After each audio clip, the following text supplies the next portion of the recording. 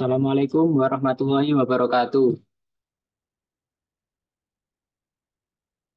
Waalaikumsalam warahmatullahi wabarakatuh. Kenalkan nama saya Pak Gagi Mahfud, NIM 015. Di sini saya akan menjelaskan tentang Pancasila dalam sejarah bangsa. Yang pertama yaitu pendahuluan. Semangat Merdeka Belajar sesuai tujuan pendidikan nasional dalam Undang-Undang Sistem Pendidikan Nasional Nomor 20 Tahun 2003 Pasal 3 menjelaskan memberikan kesempatan pada setiap individu seperti arahan Ki Hajar Dewantara untuk menjadi manusia yang beriman dan bertakwa kepada Tuhan Yang Maha Esa, berakhlak mulia, sehat, berilmu, cakap, kreatif, mandiri, dan menjadi warga negara yang demokratis dan bertanggung jawab. Profil pelajar Pancasila menjadi pegangan para pendidik dalam membangun karakter pelajar sepanjang hayat yang kompeten dan memiliki karakter sesuai nilai-nilai Pancasila. Profil ini untuk membangun utuh dimensi beriman, bertakwa pada Tuhan Yang Maha Esa, berakhlak mulia, mandiri, bergotong royong, berkebinekaan global, bernalar kritis dan kreatif. Yang kedua yaitu nilai material Pancasila dalam budaya bangsa. Indonesia memiliki beragam nilai luhur yang akhirnya menjadi inti historis, kultural, dan filosofis pada makna filsafati Pancasila. Nilai yang terkandung pada Pancasila berupa nilai adat istiadat, nilai kebudayaan, dan nilai religius. Nilai-nilai tersebut melekat terimplementasi serta teramalkan sebagai pandangan hidup bangsa dan nilai esensial kehidupan bersama di Indonesia.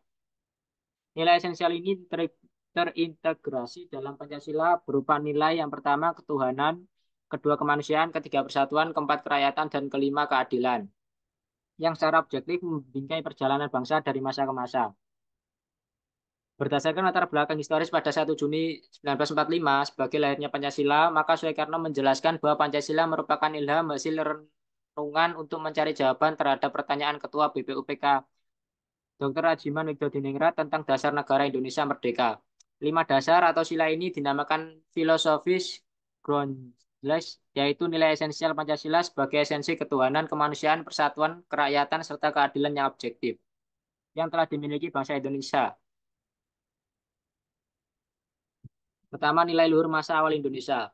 Peradaban awal manusia Indonesia atau Nusantara dikenal sejak temuan artefak dan fosil manusia mulai dari Pithecanthropus erectus, Pisathropus robustus, Homo solensis, Homo wajakensis, Homo mojokertensis, dan Homo sapiens. Nilai kehidupan masa ini menjadi indikator awal nilai Pancasila. Kehidupan organisasi awal nampak melalui terbentuknya desa komunal, kehidupan bercocok tanam atau food producing, dan sistem barter. Pola ini secara tidak langsung membawa perubahan kehidupan bermasyarakat untuk menyatukan pemahaman nilai-nilai saling melengkapi dan memenuhi kebutuhan hidup dengan jalan menimbun atau akumulasi persediaan makanan dalam sebuah lumbung padi. Konsep lumbung padi sederhana ini menjadi awal penamaan nilai dalam penanaman sikap berbagai demi kepentingan bersama untuk mensejahterakan kemakmuran bersama. Yang kedua, masa kerajaan tradisional bervisi nasional. Perjalanan sejarah bangsa Indonesia terus berkembang ketika ada pengaruh asing India Cina masuk ke perdagangan. Keberhasilan penetrasi budaya itu melahirkan tumbuhnya kerajaan di Nusantara bercorak Hindu dan Buddha, seperti Kerajaan Kutai, Tarumanegara, Mataram Hindu, Sriwijaya, Kadiri, Singosari, Bali, Majapahit. Pengaruh Hindu-Buddha paling nyata di bidang politik di Nusantara ialah diperkenalkannya sistem kerajaan. Sebelumnya, kedudukan pemimpin dalam masyarakat Nusantara ialah orang yang dituakan oleh sesamanya. Masa kerajaan-kerajaan Hindu-Buddha di Nusantara terjadi pada masa Sriwijaya dan Majapahit. Sriwijaya dikenal sebagai kerajaan bahari karena masyarakatnya hidup dari pelayaran dan perdagangan. Tahun 1293 berdiri Kerajaan Majapahit. Wilayah kekuasaan Majapahit semasa jayanya membentang dari Semenanjung Melayu sampai Irian Barat melalui Kalimantan Utara. Hakikat dan makna Pancasila dikenal masyarakat Indonesia sejak zaman Majapahit pada abad ke-14. Makna Pancasila pada saat ini dikenal sebagai Pancasila Krama yang memiliki 5 elemen dasar membangun karakter bangsa. Yaitu yang pertama, tidak boleh melakukan kekerasan, tidak boleh mencuri, tidak boleh berjiwa dengki, tidak boleh berbohong, dan terakhir tidak boleh minuman keras. Yang ketiga, masa kolonialisasi dan imperialisme Barat. Pada abad ke-16, Indonesia menjadi pusat perdagangan rempah-rempah yang diminati oleh bangsa Eropa. Dimulai dengan kedatangan Portugis di Malaka, mereka diikuti oleh Spanyol, Inggris, dan Belanda, yang semuanya berlomba-lomba untuk menguasai perdagangan rempah-rempah yang kaya. Pada tahun 1596, Belanda mulai penjelajahan kolonialnya di Indonesia, membentuk VOC dengan kekuatan militer dan monopoli perdagangan yang kuat. Selain pengaruh ekonomi, penetrasi Eropa juga membawa agama baru seperti Katolik, Kristen, dan Protestan ke Indonesia. Meskipun ada perlawanan dari masyarakat pribumi dalam bentuk pemberontakan lokal, persatuan dan musyawarah masih terbatas pada level daerah. Nilai-nilai tersebut belum sepenuhnya terwujud selama masa kolonialisasi, menggambarkan tantangan yang dihadapi oleh bangsa Indonesia dalam mencapai kemerdekaan dan persatuan sejati. Yang keempat, masa kebangkitan kesadaran nasional. Pada awal abad ke-20, munculnya nama Indonesia menjadi tonggak penting dalam kebangkitan pendidikan dan nilai-nilai Pancasila. Kebangkitan ini mengilhami semangat patriotisme dengan cita-cita seperti hak menentukan nasib sendiri dan memperjuangkan ideologi hak nasional abad ke-20. Kesadaran nasional ini mencapai puncaknya dengan Sumpah Pemuda 1928 yang menegaskan satu bangsa, dan satu tanah air. Melalui organisasi modern dan pertemuan intelektual-intelektual muda, kesadaran nasional tersebar merata seluruh Indonesia dengan kontribusi dari berbagai tokoh seperti Soekarno, Muhammad, dan banyak lagi. Yang kelima, masa pendudukan Jepang. Pada tanggal 9 Maret 1942, Indonesia diserahkan kepada Jepang setelah penandatangan kapitulasi oleh Panglima Tentara Belanda di India dan Belanda. Selama 3,5 tahun, penduduk Jepang membawa perubahan besar, awalnya dengan propaganda manis menjadi kekejaman dan pemerasan. Meskipun ada larangan politik dan budaya, Jepang berjanji memberikan kemerdekaan Indonesia di masa depan yang diumumkan pada sidang Teikoku Gikai pada 7 September 1944. Selama masa pendudukan, semangat patriotisme tak berkorban dan organisasi seperti Gerakan 3A, Putera, Peta, dan Jawa Hokokai menjadi pusat penyebaran ide-ide nasionalisme. C. Perumusan dan pengesahan Pancasila. Pancasila merupakan dasar negara Republik Indonesia yang telah disahkan tanggal 18 Agustus 1945. Proses perumusan materi Pancasila secara formal dilakukan pada sidang BPUPK pertama, sidang Panitia 9, dan sidang BPUPK kedua. Pada akhirnya Pancasila disahkan secara yuridis sebagai dasar filsafat negara. Yang pertama, pembentukan BPUPKI. Pada 29 April 1945, Kaisar Jepang berjanji memberi Indonesia kemerdekaan tanpa syarat setelah kekalahan Jepang dari Sekutu. Sebuah badan disebut BPUPK dibentuk untuk merumuskan konsep dasar negara dan UUD Indonesia. Yang kedua, perumusan Pancasila. Proses perumusan Pancasila dan UUD 1945 dilaksanakan 2 masa persidangan, yaitu masa persidangan pertama membahas dasar negara Indonesia merdeka, dan kedua, masa persidangan kedua membahas rancangan UUD.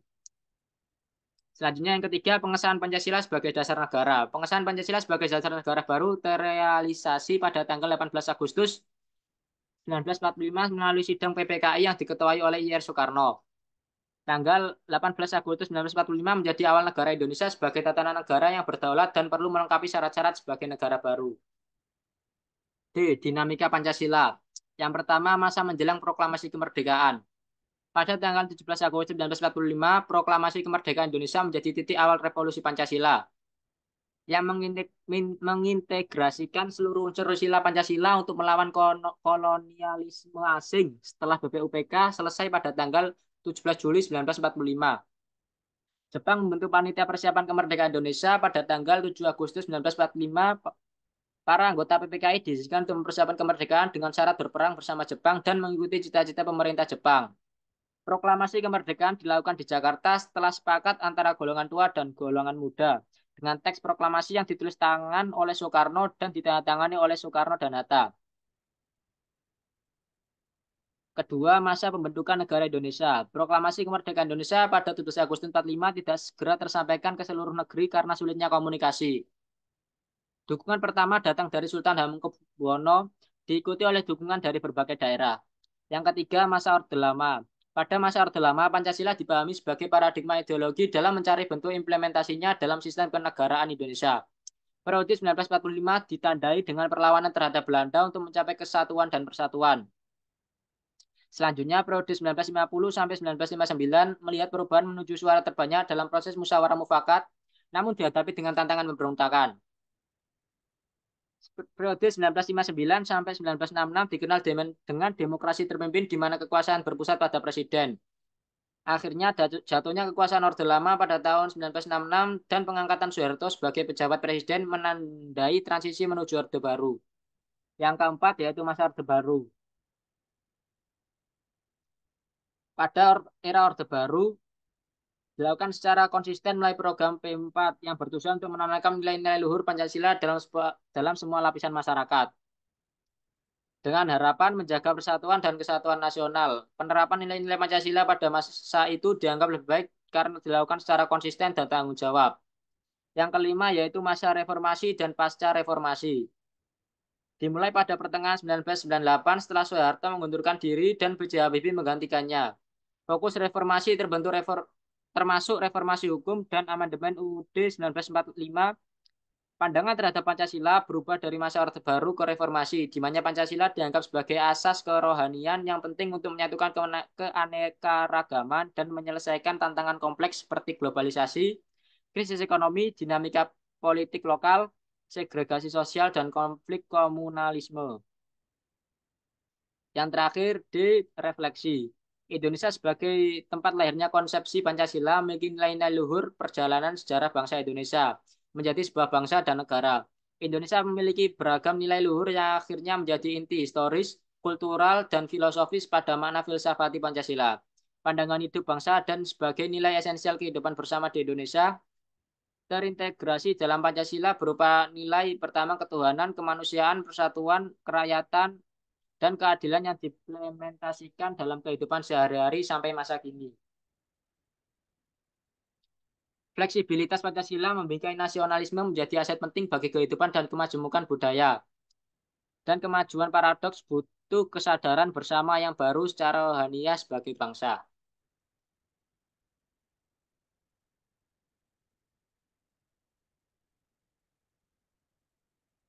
Terima kasih. Jika ada yang bertanya, silakan angkat tangan.